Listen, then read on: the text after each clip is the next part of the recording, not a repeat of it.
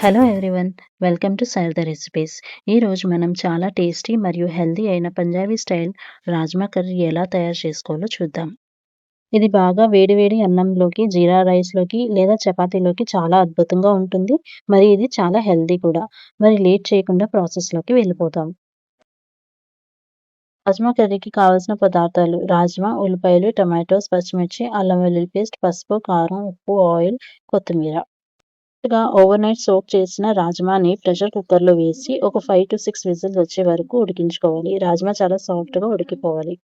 ముందుగా stove on చేసి ఒక కడాయిలో ఆయిల్ హీట్ చేసుకొని అందులో అల్లం వెల్లుల్లి పేస్ట్ వేసుకోవాలి.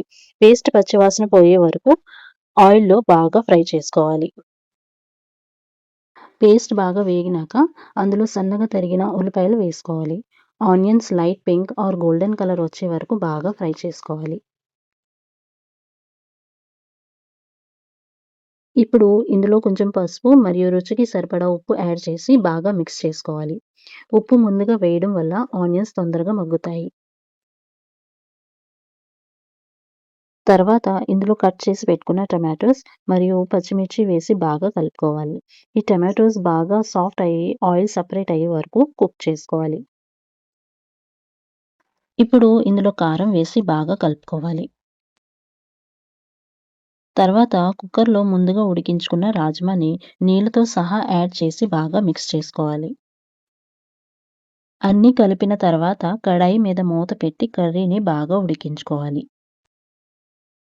గ్రేవీ చిక్కబడే వరకు ఉడికించుకోవాలి.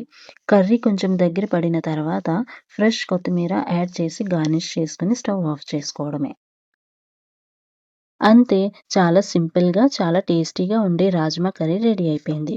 మీరు కూడా ఇంట్లో తప్పకుండా ట్రై చేసి మీకు ఎలా వచ్చిందో కింద కామెంట్ సెక్షన్‌లో చెప్పండి.